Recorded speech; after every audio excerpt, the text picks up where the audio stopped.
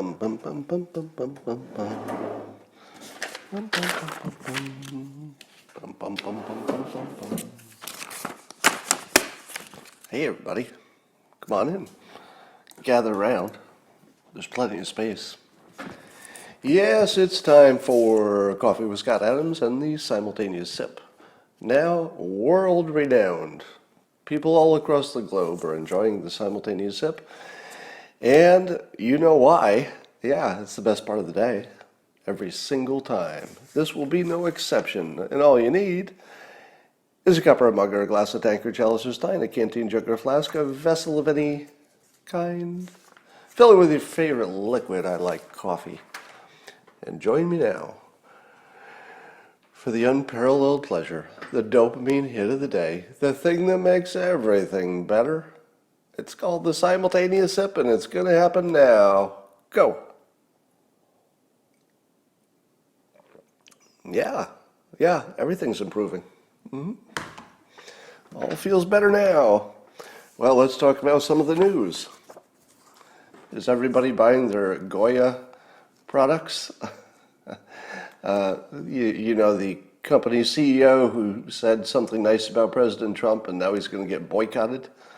I think a lot of people are buying a little extra Goya products. So I hope that turns into a plus for Goya.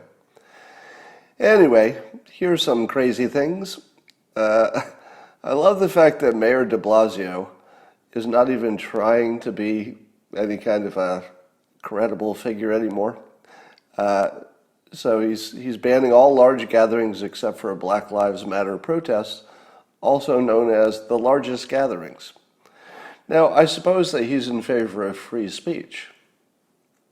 So that would be a good reason to make an exception, because there's a constitutional right to free speech. But there's also a constitutional right to religious expression. So that's, I usually don't like to talk about the hypocrisy stuff because it's too boring. But that one's just sort of weird and funny. Are we in a weird situation where the virus infections are running out of control? Correct me if I'm wrong. Is it not obvious to everyone that the reason the infections are increasing is because the lockdowns are over? We all know that, right? Because when you watch the commentary, it's almost like some people still don't believe that social distancing works, which is weird at this point, isn't it? But am I wrong that some people still think social distancing doesn't make any difference when the data is now overwhelmingly obvious that it does? I don't know about that. It looks like there's still doubt on masks and everything else. It's an amazing world that there's no amount of information or experience that can change people's minds. You can't be changed with data. You can't be changed with observation, reason. People just don't change their minds. It's just not a thing. AOC had one of the most annoying quotes of her life, tweets anyway. She's complaining about the complaints about cancel culture. Now, of course, she has to cancel the complaints against cancel culture because cancel culture works for her side. So here's what she said. She said, the term cancel culture comes from entitlement. Okay. Cancel culture comes from entitlement.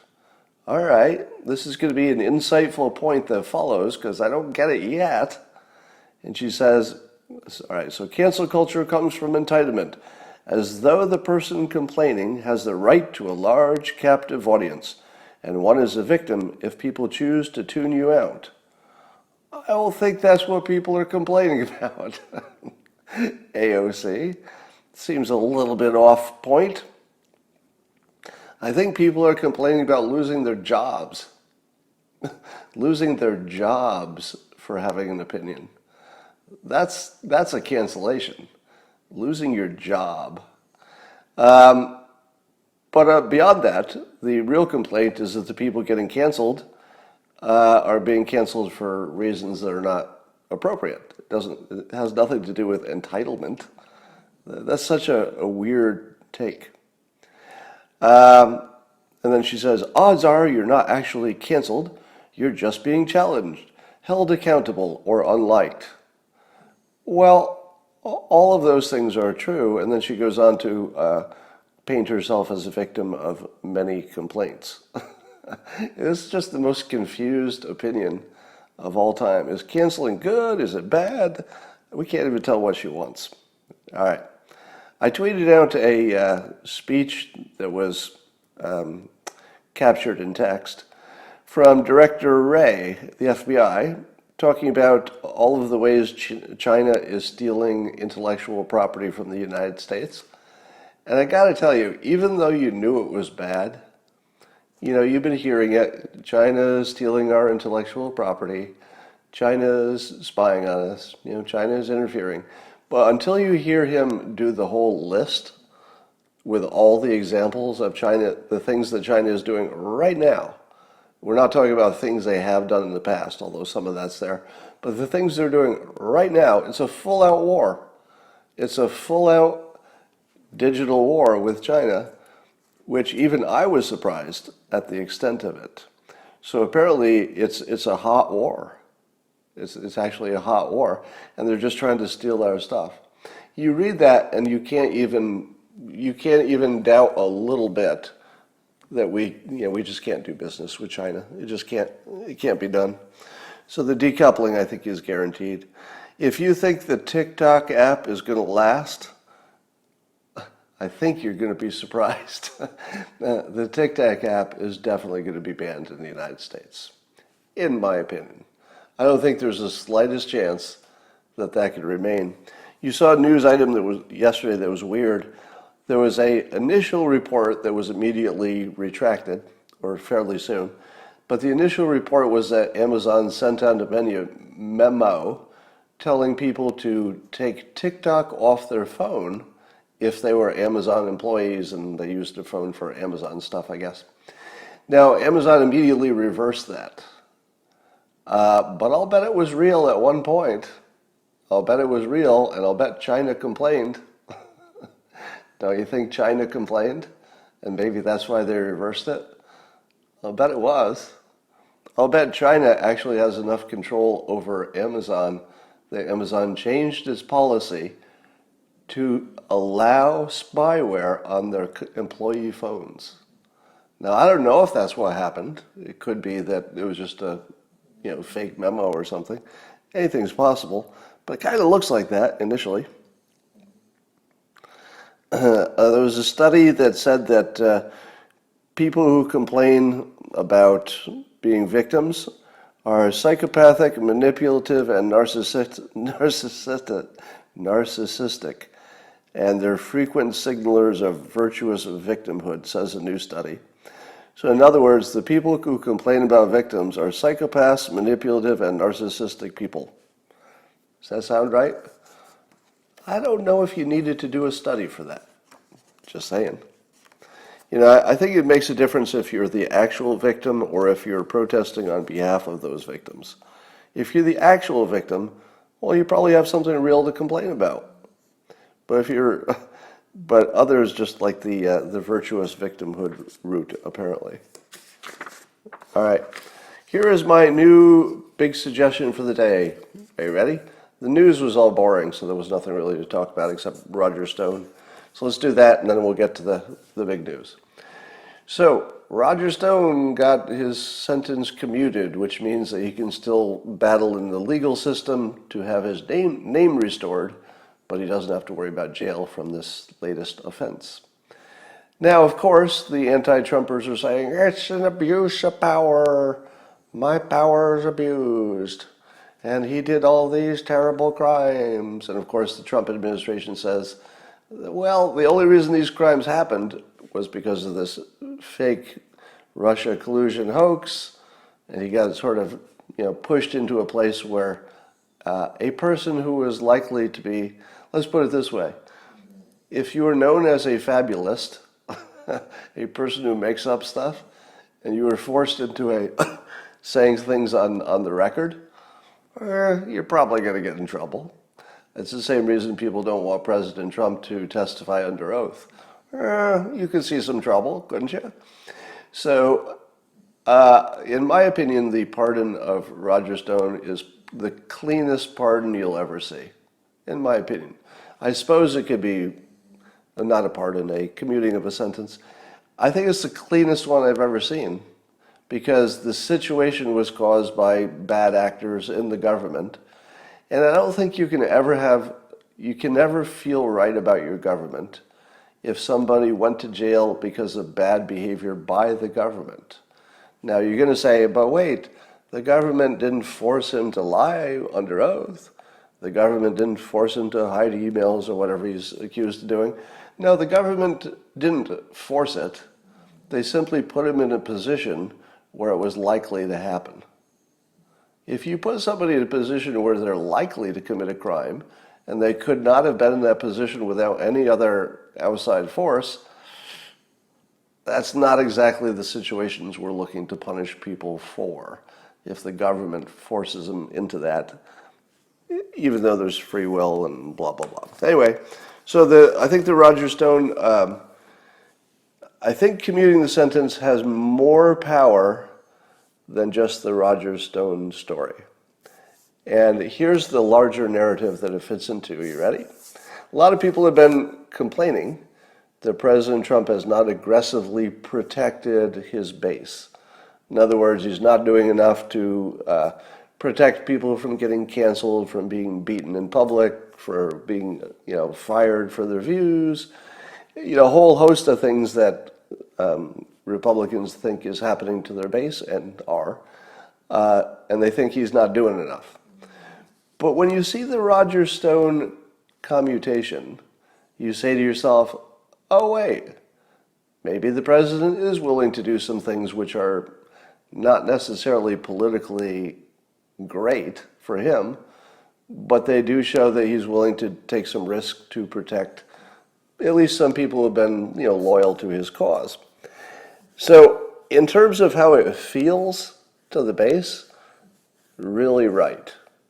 The way it feels is really right. It's the first time I would be hard-pressed to come up with another example, maybe you could, in which Trump supporters won one. Can you think of one? Maybe I'm just having selective memory. But it seems like Trump supporters are almost always on the wrong end of all of this stuff. They're the ones getting fired, getting beaten up. It just feels like it's always on the wrong end. It's probably just selective memory. All right, here's my big thought for the day. When the original Constitution was written and the Bill of Rights, we were a primitive society. The founders of the Constitution were literally pooping into holes in the ground and trying to create a system for all time. Now that's tough because they didn't know the internet would come along, and lots has changed. So I'm suggesting that there should be, wait for it, the big idea coming, a digital Bill of Rights, a new set of rights that have not existed before, that are only necessary because of the digital age. Now I'm going to read you my first draft of things that would at least be considered. So don't assume that everything that I say needs to be on a Bill of Rights, a digital Bill of Rights, but assume it could be in the conversation. And I'll just run through them quickly so we don't, spend too much time in any one. And some of these are designed to be provocative, all right? Here's number one, probably the most provocative one. Video evidence of a crime is not admissible in court unless both the prosecution and the defense agree that it shows what happened. In other words, either the prosecutor or the defense could say that a video cannot be shown in court. Why? Because we now know that videos are more misleading than clarifying. We know that because the fake news has proven that a million times by editing out the beginning or the end of a video so that what you see is out of context. Likewise, a video is by definition, let's say, an editorial, because it shows one angle of a thing, and it can't, by its nature, show all the other angles. So in the same way that a lie detector is not admissible in court, and yet is widely used in the real world, why is it that a lie detector test is not admissible in court? Right? The reason a lie detector test is not admissible in court is that science shows it doesn't work. But it does work well enough that private industry uses it all the time. So there is a different standard for the law than there is for just daily life. And the law says that a lie detector test is not reliable enough to put somebody in jail over it. I would like to add to that video evidence, photographic evidence, and audio evidence by themselves should never be the basis for a prosecution of any kind, unless the defense and the prosecution both agree that whatever is on these digital reproductions is accurate enough for the purposes. Now, you might say to yourself, my God, Scott, if you take video evidence out of it, a lot of people are going to get away with a lot of crimes. To which I say, this is just for discussion. Maybe the only thing you use video evidence for is to determine who was involved. In other words, maybe you'd say the only thing you can get from the video is that we can confirm these people were there and that these items were involved. Just throwing it out there.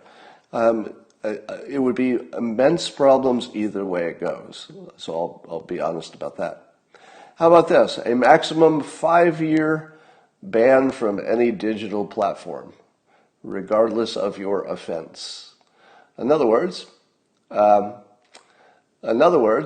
says it's a dumb idea already handled by the court. But that would be true for lie detectors too. If something is not accurate, and you know in advance it's not accurate, can you depend on the court to sort out what was accurate about it and what was not? I think you could have a deeper discussion on that, but I do acknowledge that it could go either way.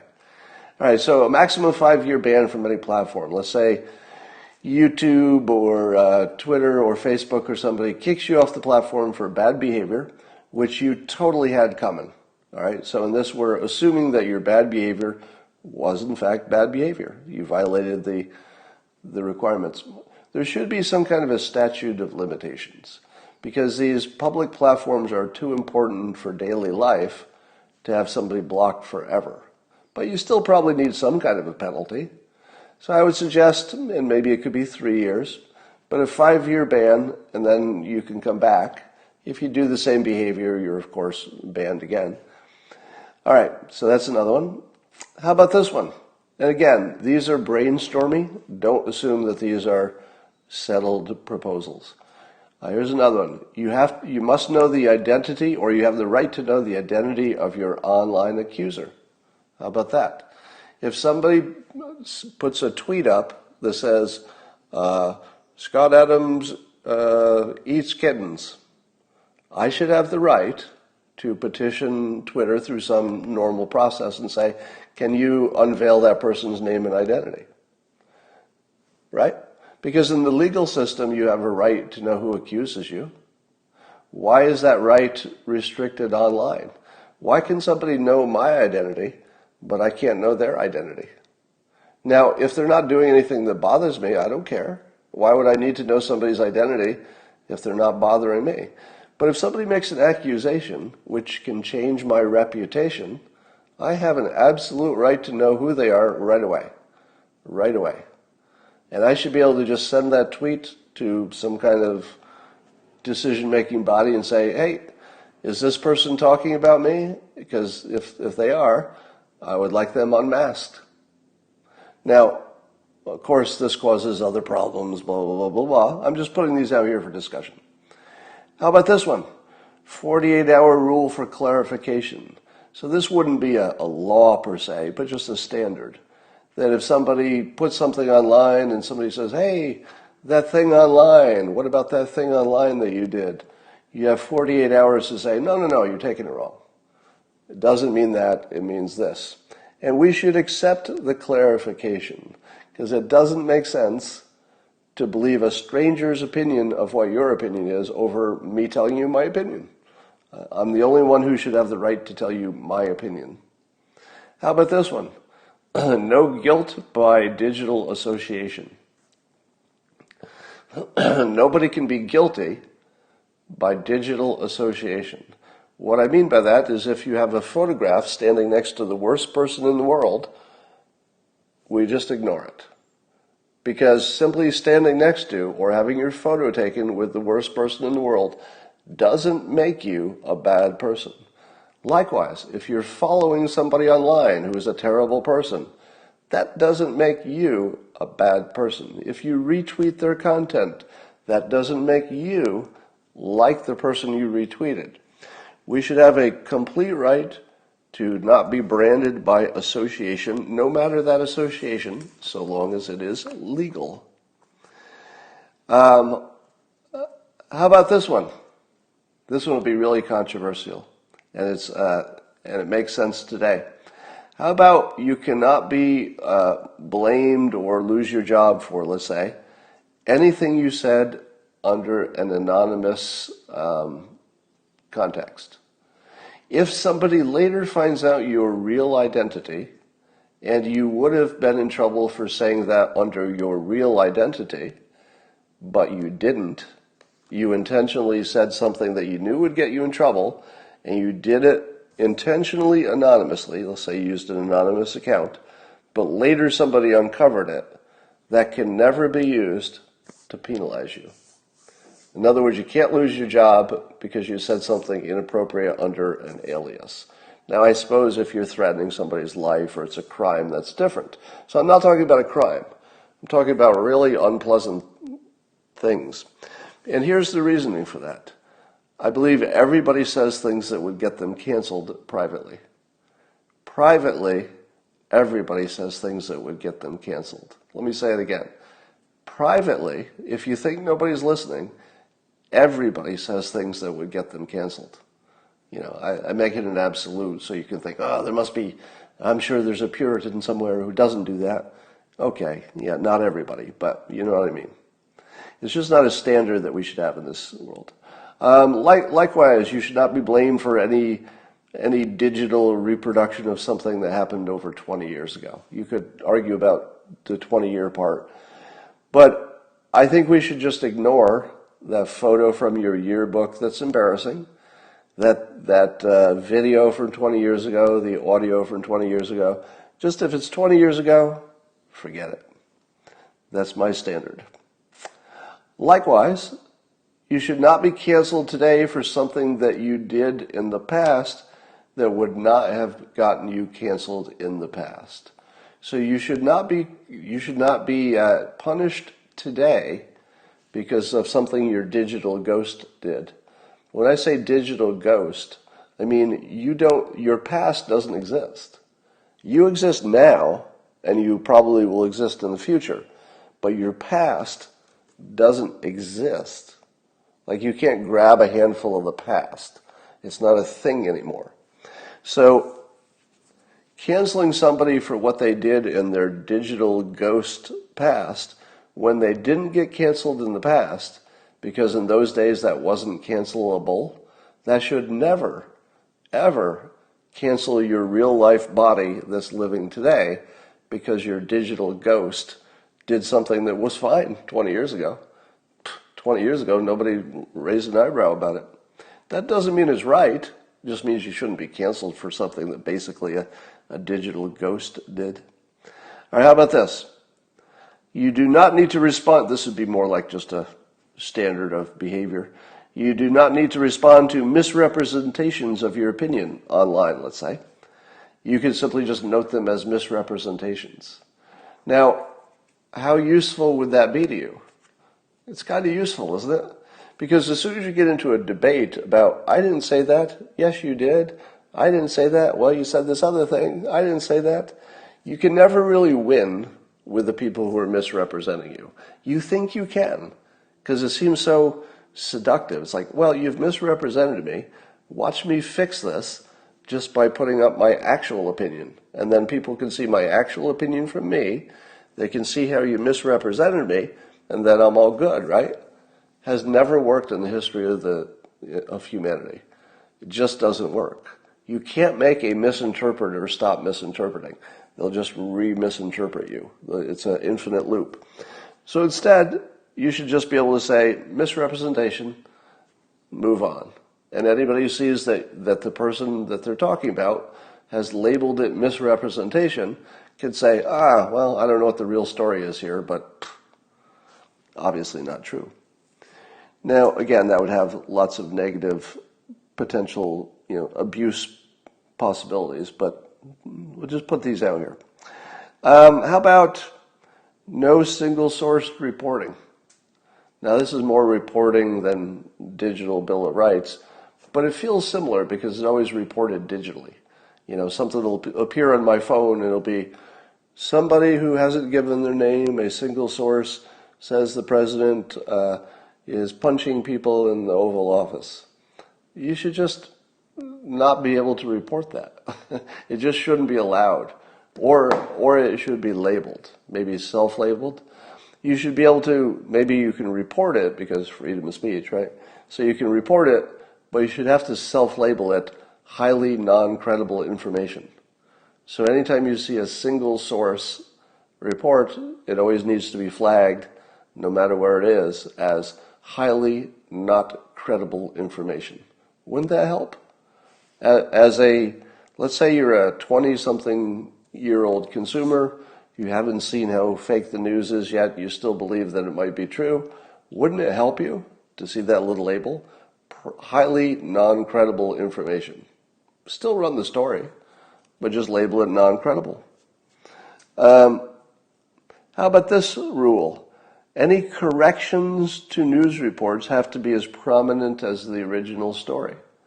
Now, it would be hard to do, right? But what I'm talking about is if there's a fake news story, it'll get, let's say, 30 million clicks.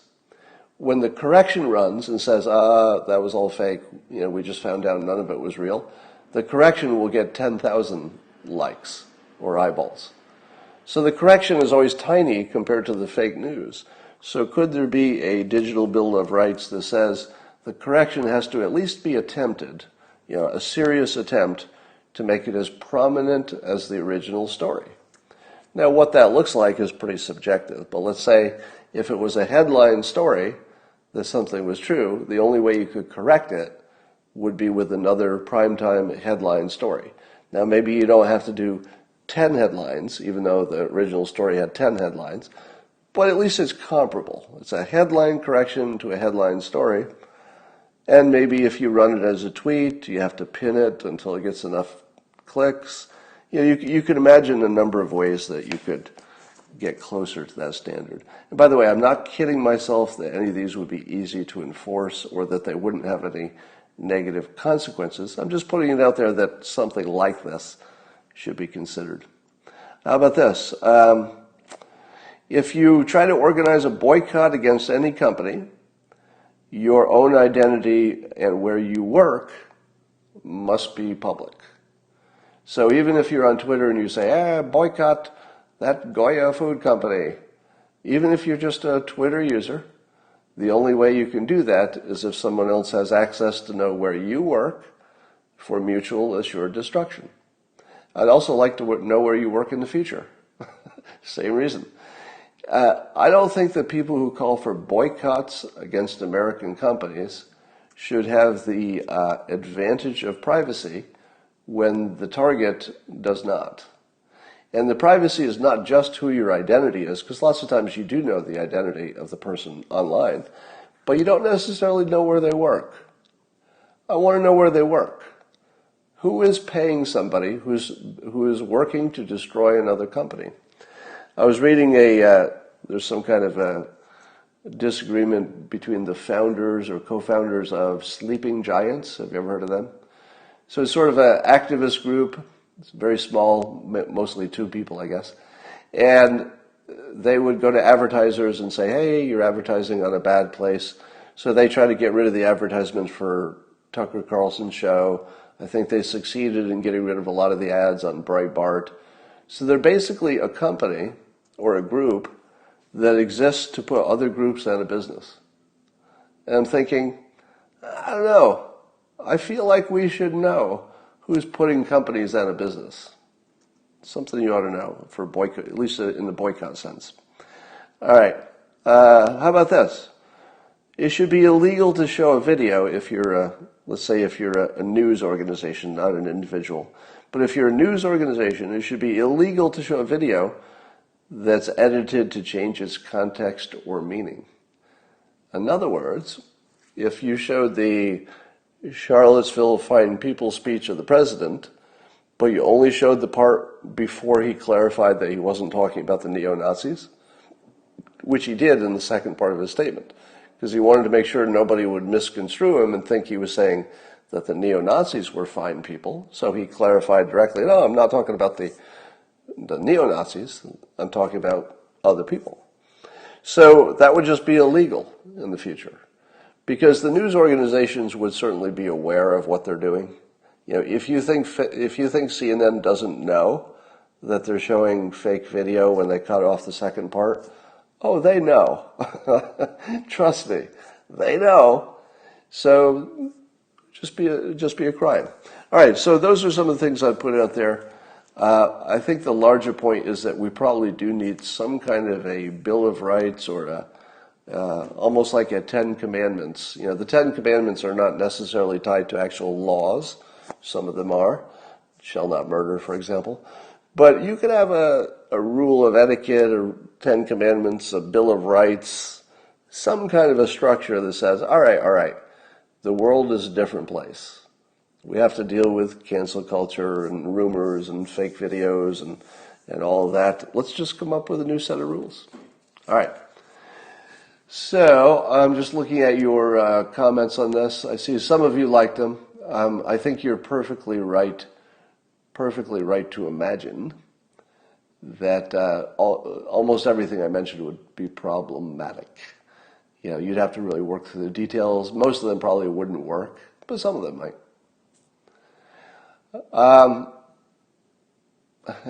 Somebody says Potato Stelter would just say he didn't realize it was edited. Well, I think it would be enough if the law required you to run the fully edited one and make the correction. So when I say that something should be illegal in the context of this proposed digital Bill of Rights, I don't mean illegal like you go to jail, because most of these don't seem like go to jail kinds of problems. I mean illegal as in you need to fix it. So if you had, let's say you would illegally run a video that was edited to change its context, the law would require that you run it in the same time space, you know, and correct it. So maybe that's just the law, which would be good enough. All right, that is about what I have today. I've got some things I need to do today. Oh, wow. Thank you for liking my broadcast. And all of you, I think it's hilarious and wonderful that the conservative Trump-supporting public is also rallying around the CEO of Goya Foods just to protect his freedom of speech, basically. Protect his freedom of speech as well as our own. So buy some Goya Foods. Buy twice as much. And somebody says 66% of COVID deaths are black people.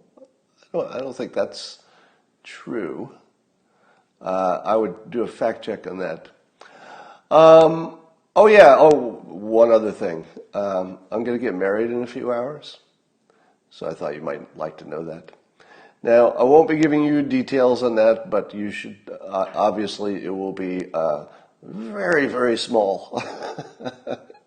So it'll be the world's smallest wedding.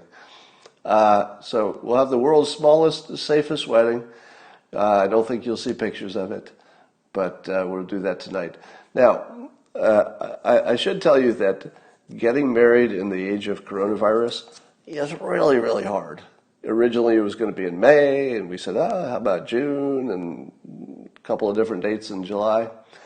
But we decided on today, on June 11th, because 7-Eleven is sort of convenience, if you think about it. The Wayfair story doesn't interest me. There's some fake news about Wayfair that is just fake news. So, yes, we'll be getting married later today. I won't tell you the exact time, but it'll be really, really small. The smallest wedding you could ever imagine. And very safe, so we'll play it safe. All right, that's all for now. And thank you, those who are congratulating me.